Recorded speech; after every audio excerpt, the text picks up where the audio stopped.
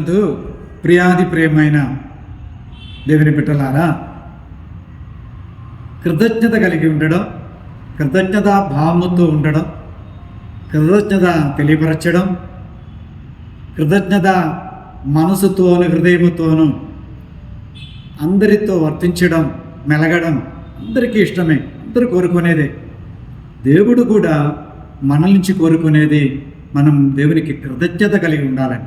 అలా కృతజ్ఞత కలిగి ఉన్న వాళ్ళకి దేవుడు ఎంతగానో దేవుని దేవుడు కురిపిస్తున్నారు అని పవిత్ర గ్రంథం మనం ఎన్నో చోట్ల మనం చూడవచ్చు.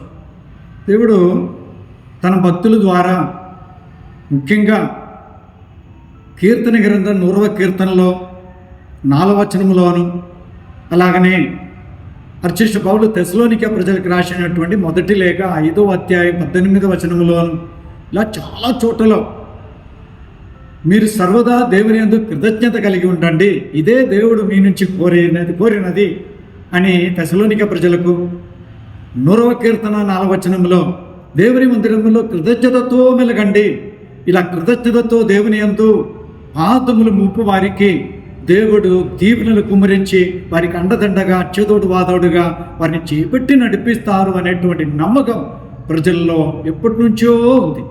అందుకే ఈ 2025 సంవత్సరం ఈ ముగింపు వేళలో మనం అందరం కృతజ్ఞతా భావముతో దేవునికి ఇలా వందనములు తెలపడం ఎంతో సమంజసం.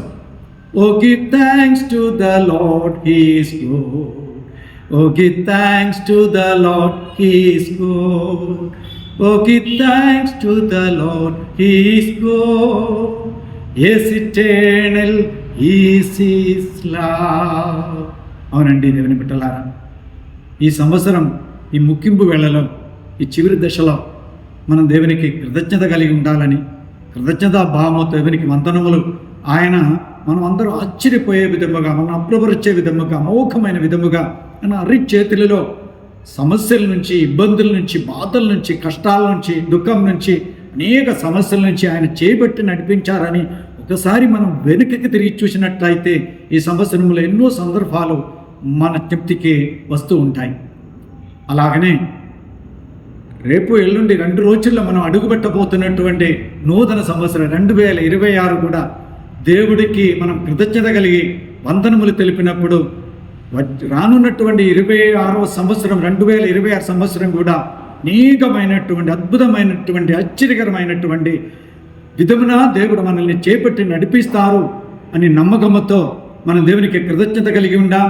ఈ సంవత్సరం అంతా, ఈ నూతన సంవత్సరం అంతా అందరికీ శుభముగా మేలు జరిగినట్లు దేవుడు నడిపించును గాక, ఇప్పుడును ఎప్పుడును ఎల్లప్పుడును ఆమేన్.